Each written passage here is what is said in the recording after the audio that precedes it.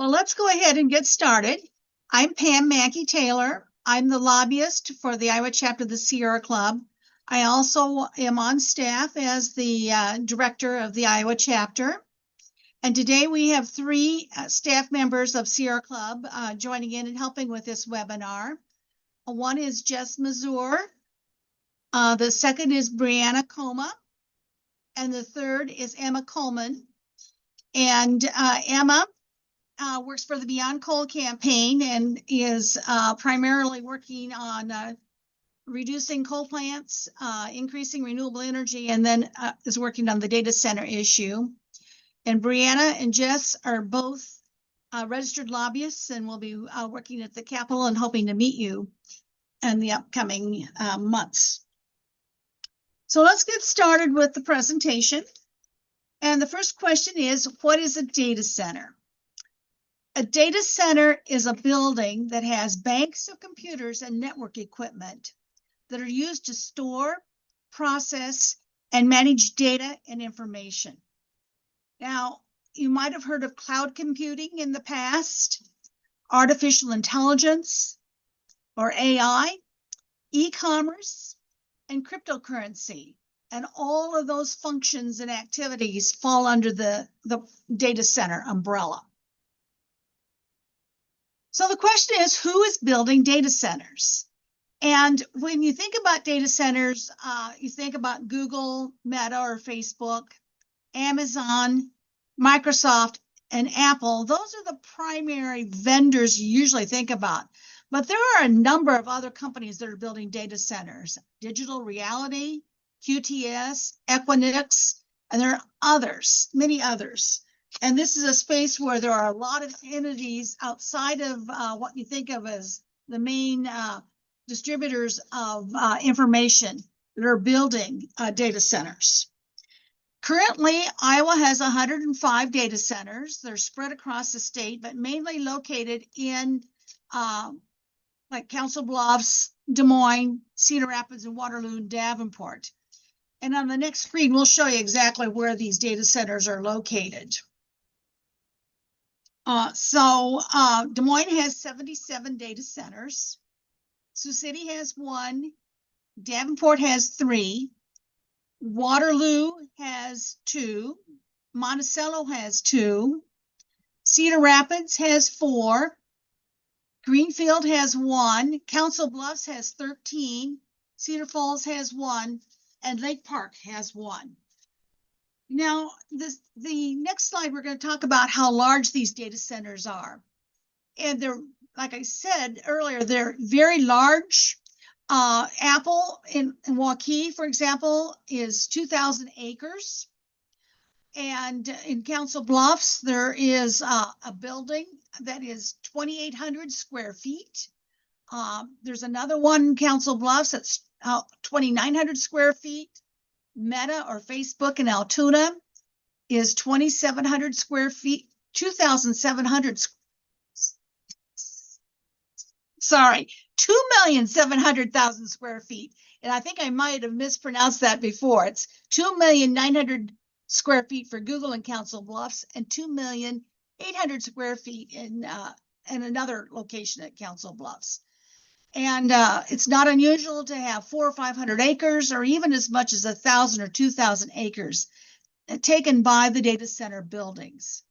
And on the next screen, we're going to continue talking about the scale of the data centers.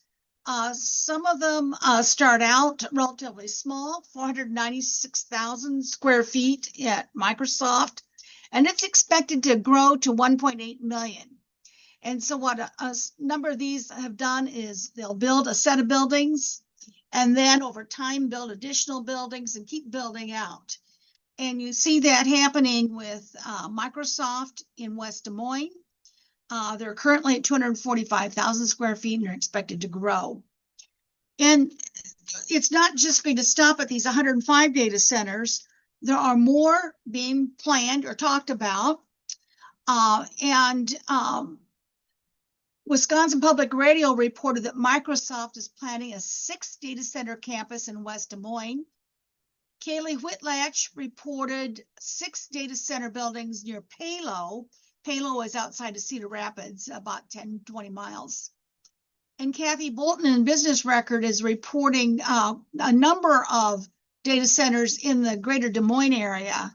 COPT Defense Properties has 365 acres in Van Meter that is going to be devoted to data centers.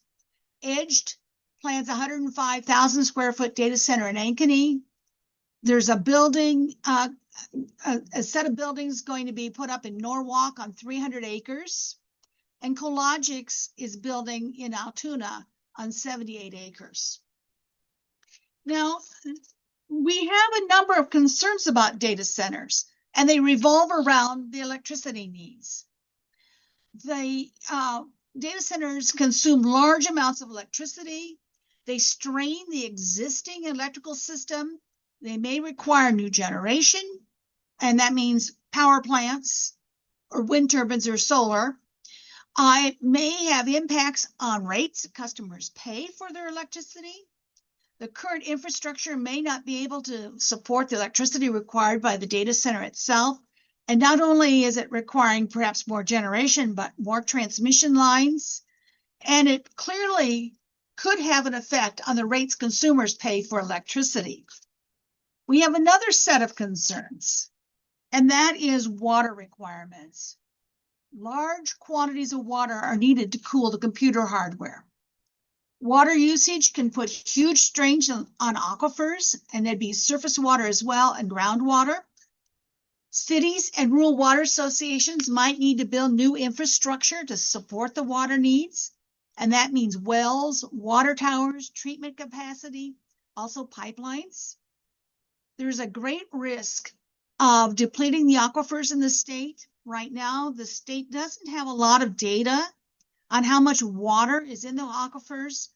And unfortunately, aquifers are really slow to discharge. It's not like a rainstorm will immediately flow directly into an aquifer.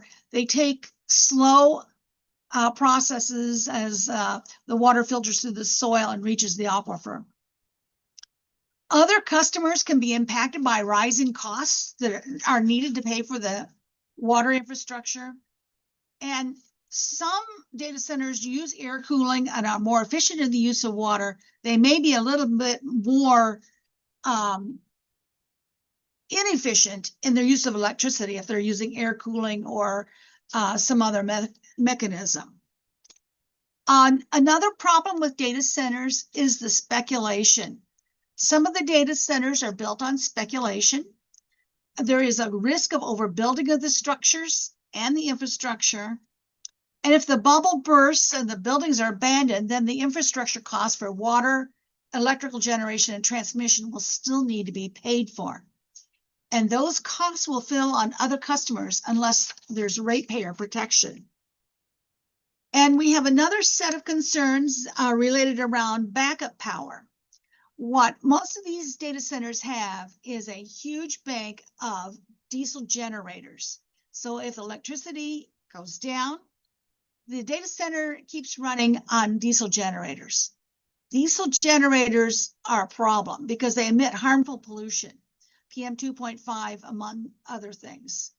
And the diesel generators are noisy. And if they're located close to homes or schools or hospitals, that could be a problem. So we have some proposed legislation that we'll talk about. One of the things that needs to be done is some reporting on water and energy use by the data centers. And that transparency can be used for planning in the future. So if we know a data center is coming in and there isn't enough capacity in the local community for water, at least the community knows about it and can begin doing some planning. We're also suggesting a tariff for data centers, and that ensures that the cost of providing electricity to data centers is paid for by the data centers themselves and not borne by residential customers and small businesses. And that tariff can include things like an escrow account.